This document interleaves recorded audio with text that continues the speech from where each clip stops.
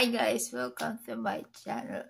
So meron ako rarabihin na consider kasi bumili ako. So, nag-sale sila. Yung original pa siya nito is 200 plus. Hindi ko na masyado sure kung dati na sila nag-sale o ngayon pala. Yes. Isa siyang concealer. Ito yung Dazzle Me na concealer. Dazzle Me are Secret Cover Concealer. Yan. Hindi ko pa siya buksan. 12 months bago mag-expire. Meron siyang 2.5 grams. Yun. Ang bili ko rito is 94 pesos.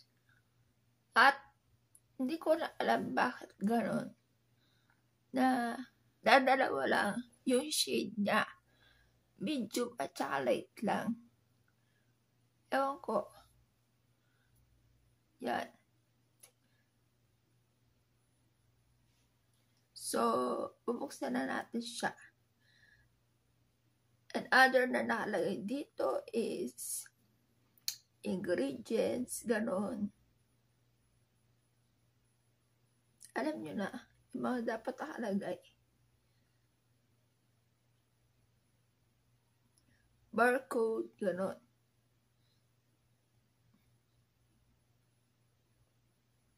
Yun. So, bubuksan na natin siya.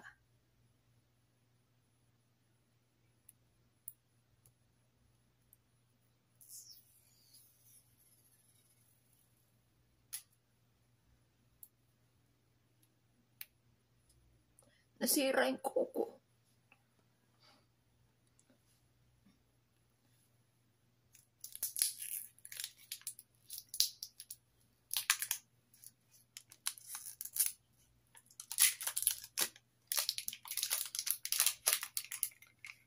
Bakit ganun? Wait lang.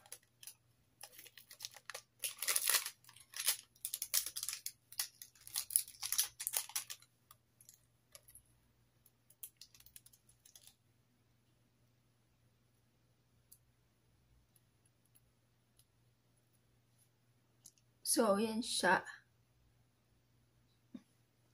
Dazzle Me Concealer. Dito sa labas, kasi ganyan siya, makita mo. Para siyang dark. Nadadarkan ako sa kanya. Yan, o. Ewan ko lang. Pag in-apply na. So, isi-swatch ko siya.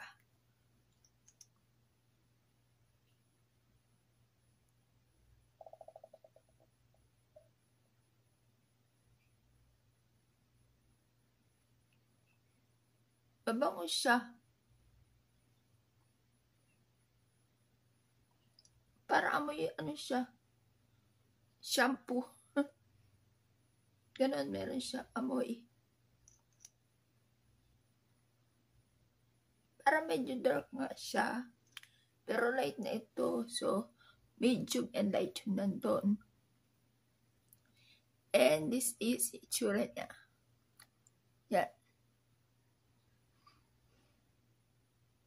Medyo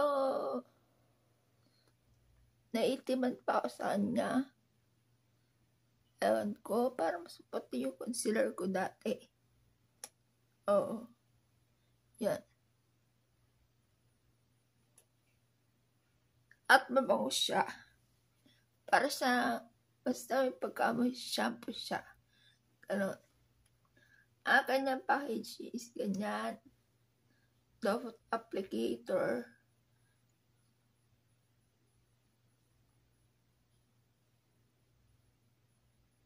Yun. Ganon siya. So, i-apply ko siya sa face ko. Wala akong ibang hindi ako napaglabas ng brush. So, kamay na lang yung pang blend.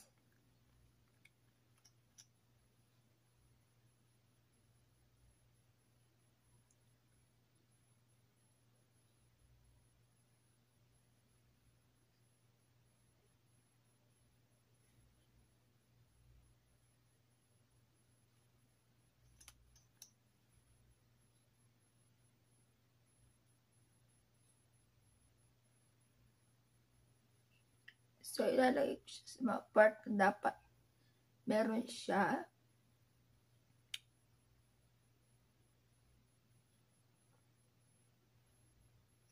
Yan.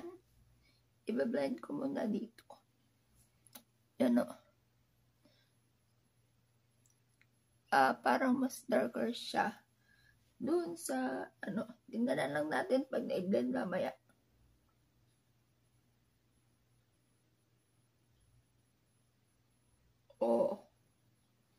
Wala ako ng dagdag. Nakita ko na kung ano itong concealer na to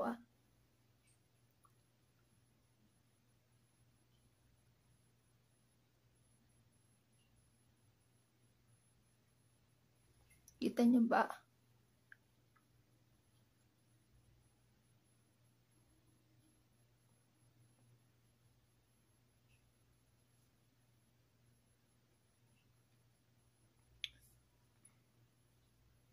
Medyo light coverage siya, pero pwede i-build up. Yun.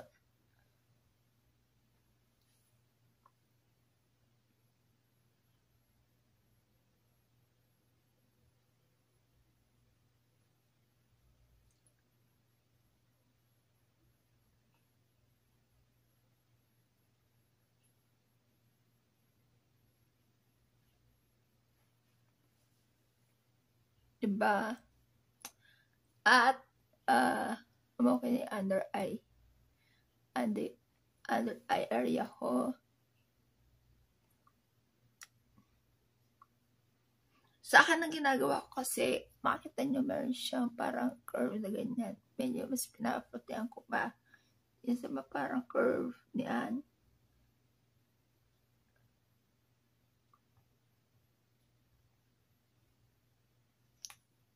Ganun siya, yung niya.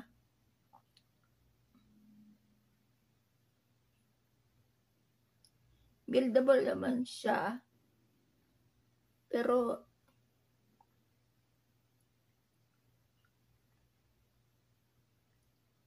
yung coverage niya, hindi masyadong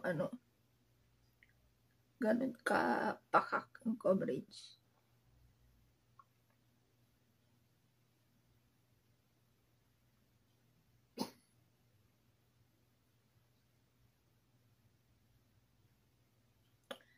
Medyo humirap i-blend yung aking sa nose.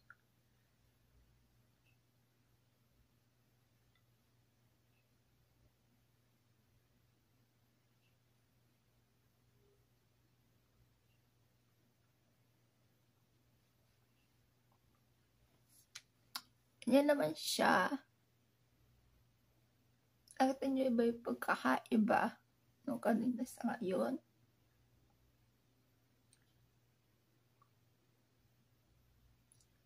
Para medyo may pagka-yellow undertone to. Kitang-kita siya.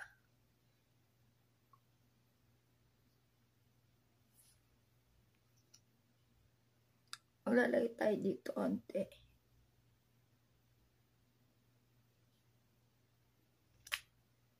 Kasi talaga naglalagay dyan ang mga concealer.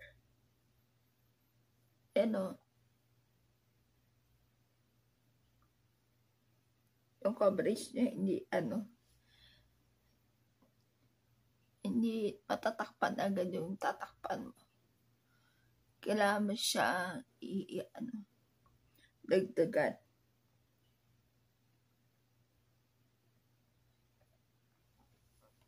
Yun ang review ko. First is medyo naitiman ako dito sa light na to yan siya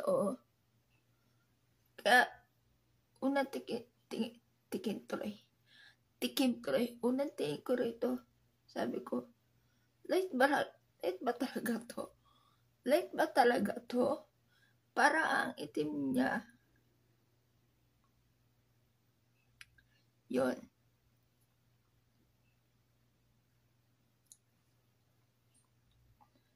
Siya, yung coverage niya, hindi masyadong ma-coverage. So, buildable naman. Kailangan mo lang siyang ilagay na lagyan. Lalo na sa mga part na kailangan mo talaga na mag-conceal. Yes. At kung makikita nyo, mapapansin nyo kaagad, ang kanyang undertone is nag-yellow. Yan. Okay din naman ito mga yellow undertone. Pero, nadadarkan ako sa kanya. Yes, nadadarkan ako sa kanya. Siguro dapat, meron pang mas lighter dito. Yes. Papakita ko sa inyo yung, yung aking foundation. Yan o. Yan. Maybelline. Yan yung shade niya.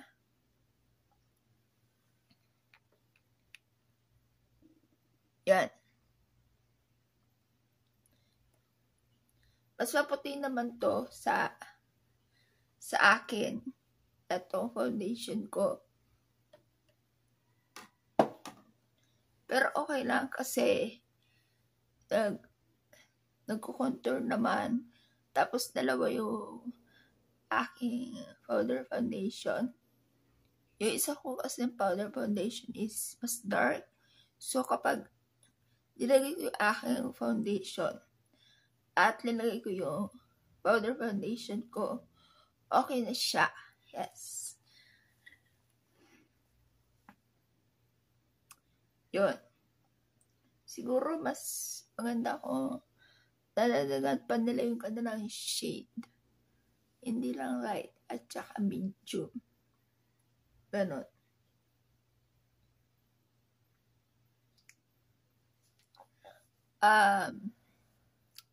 Yung kanyang packaging, okay naman, regular na ganyan.